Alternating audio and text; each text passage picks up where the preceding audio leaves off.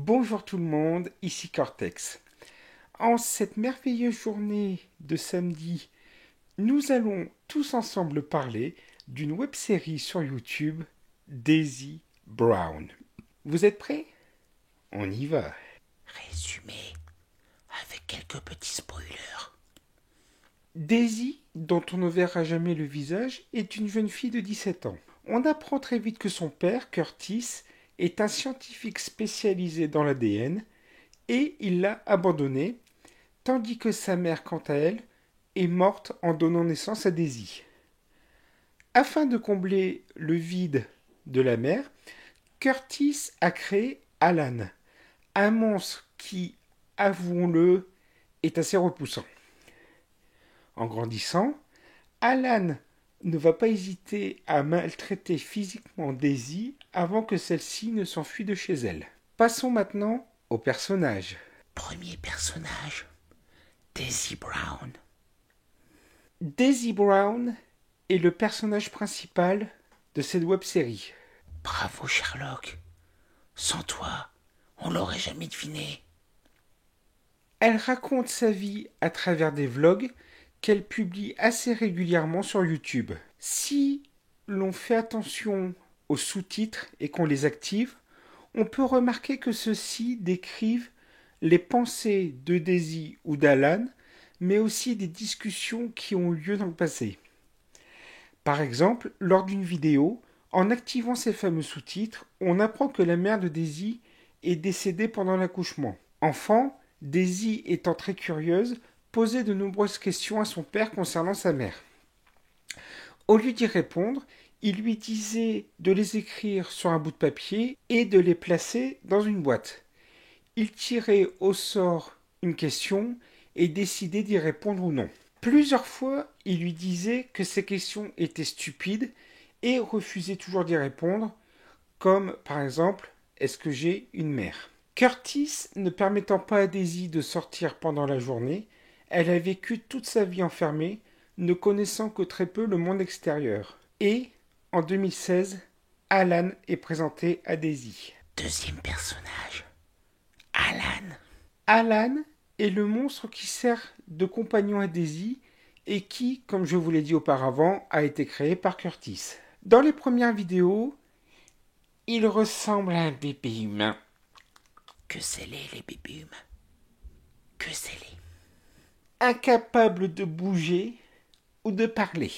Plus tard, il a appris à parler, ses membres ont grandi et on est passé d'un petit être ayant besoin d'attention à quelqu'un d'assez violent. Selon certaines personnes qui ont analysé les vidéos de Daisy, le comportement d'Alan ressemblerait à celui de Curtis, donc le père de Daisy, envers celle-ci, un comportement assez abusif. Pour en conclure avec Alan, à la fin de la série, il est vraisemblablement tué par Daisy, mais ce n'est pas clairement confirmé. Troisième personnage, Curtis Brown.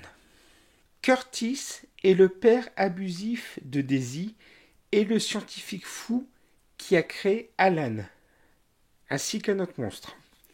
Ses seules apparitions se font dans les sous-titres quand on le voit dialoguer avec Daisy. Ce n'était pas un bon père, clairement. Il était violent, menaçant de lui arracher les cheveux, par exemple. Niveau scientifique, il a conservé le corps d'un homme au sous-sol afin d'en prendre des parties et d'ainsi recréer sa femme.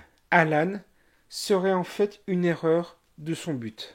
La rumeur voudrait que Curtis ait quitté Daisy car il se serait rendu compte qu'il était un père terrible et qu'il serait mieux sans lui. Selon la créatrice de Daisy Brown, il y a deux fins possibles. C'est aux fans de choisir l'une ou l'autre en fonction de leur interprétation. Première fin possible. Soit, après avoir enregistré les bandes pour Daisy, Curtis a été tué dans son sous-sol par l'une de ses créations et Daisy a marché au-dessus de ses restes sans même s'en rendre compte. Ou, deuxième fin possible, Curtis a scellé le sous-sol et laissé Daisy seule dans la maison pour être mangée ou tuée par les monstres. Quatrième personnage, Litop. Litop apparaît dans la vidéo se déroulant au sous-sol. Elle a été trouvée par Daisy lorsque celle-ci y a été enfermée par Alan. Litop a 7 personnalités différentes. Elle est tout le contraire d'Alan. Elle semble douce, bien qu'un peu naïve. Lorsque Litop se rend compte que Daisy est la fille de Curtis, elle l'appelle Miss Brown avec une voix enfantine. 5e personnage, Strawberry. Strawberry est un chat gris tigré présenté pour la première fois dans la vidéo Meet Strawberry. Ne vous attachez pas trop à lui, il n'apparaît qu'une fois et on apprendra dans les vidéos suivantes qu'il a été tué par Alan. Comme je vous l'ai déjà dit, les sous-titres des vidéos révèlent les pensées des protagonistes ou bien aussi d'autres discussions. Dans la vidéo, le monstre essaye différentes sources de sucre pour la première fois. Nous avons ce qui semble être les vraies pensées d'Alan à propos de Daisy, bien qu'il soit à ce moment-là encore bébé. On a des propos tels que « cet enfant insensé »,« ce monde a été créé pour moi, pas pour elle, et j'ai été construit pour ce monde »,« chienne » ou encore « stupide, ignorante, c'est toi l'aveugle ». La vidéo mise à jour de l'usine semble regrouper les pensées du père de Daisy qui se parle tout en créant le monstre. On peut même voir ce qu'il dit. Daisy, si tu m'interromps encore une fois, je t'arracherai les cheveux. La vidéo sous-sol révèle que le père de Daisy a probablement tué un collègue scientifique et a récolté des parties de son corps afin de les utiliser pour ses expériences. Pire encore, il l'a fait parce que la victime a menacé de contacter les services sociaux par souci du bien-être de bébé Daisy.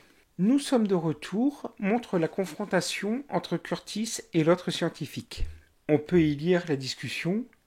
Tu es père maintenant. As-tu pensé à l'effet que cela pourrait avoir sur elle ? Ma parentalité ne te regarde pas. Tu as un bébé dans la même maison que cette merde. C'est maintenant mon affaire. Eh bien, pourquoi ne fous-tu pas le camp si je te dégoûte tellement ? Je vais y aller et je reviens avec les services de protection de l'enfance. Non, tu ne le feras pas. Il y a aussi l'évolution d'Alan. Il devient de plus en plus méchant et fort en vieillissant. On a par exemple la vidéo où il arrache les cheveux de Daisy. Dans Croissance inattendue, Alan, bien que parlant assez faiblement, n'hésite pas à lui crier dessus, lui crachant tout le venin qu'il a en lui. Daisy est clairement terrifiée par cette évolution. Dans la partie qui se déroule au sous-sol, Alan insulte Daisy, la prend par le bras et la jette dans l'escalier du sous-sol, qu'il appelle lui-même enfer, et l'enferme. Pendant des heures, la pauvre Daisy va pleurer à la fois de terreur et de douleur. Et Alan, tranquille, pirate le Twitter de Daisy et publie toutes sortes de choses cruelles, notamment en disant que son père aurait dû l'étouffer lorsqu'elle était bébé. Et cela résulte du fait qu'à bout de force, Daisy l'a traité de pathétique car il dépendait d'elle pour survivre. Dans Pensée haineuse, Daisy finit par craquer et ce qui suit est une dépression nerveuse assez grave qui est, je dois vous l'avouer, d'un réalisme troublant.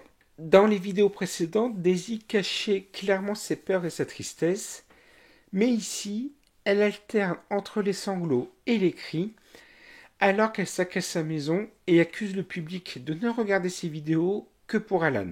La lecture des descriptions et du Twitter de Daisy nous indique que ce qui a déclenché cette dépression est un autre épisode d'abus où Alan a détruit les cassettes de son père et s'est moqué de la mort de sa mère. Le pire, c'est que Daisy développe des pensées suicidaires. Et enfin, la mort d'Alan. On peut parler du karma au vu de ce qu'il a fait subir à Daisy, même si la vision de son cadavre recouvert d'un sang bleu vif est toujours aussi troublante, je vous l'avoue. Bien sûr, comme toute web-série, Daisy Brown a eu droit à de nombreuses théories. La plus évidente est que la série est une métaphore de la violence conjugale. Tout au long des vidéos et notamment des sous-titres, le père de Daisy semble brutal envers elle, il la rabaisse et la menace constamment. Daisy elle-même répète ce qu'elle a vécu sur Alan. Elle le gère comme un jouet personnel jusqu'à ce qu'il devienne plus indépendant, auquel cas elle devient frustrée. Dans Vidéo artistique, après avoir appris qu'Alan peut voir, on peut entendre Daisy le gifler hors caméra alors qu'il rit. Certains pensent que la série illustre comment la maltraitance se perpétue au fil du temps, car les agresseurs imitent souvent le comportement auquel ils ont été exposés à un jeune âge. D'autres pointent du doigt Alan et son comportement. Malgré le fait que Daisy semble essayer d'accommoder Alan, rien de ce qu'elle n'ait fait n'est assez bien. Il est fréquemment agressif avec elle. D'ailleurs, elle arbore des bleus et des bandages dans plusieurs vidéos. Malgré cela, Daisy pardonne sans cesse à Alan et essaie de faire fonctionner leur relation. Une autre théorie voudrait que Alan Resnick soit derrière cette série.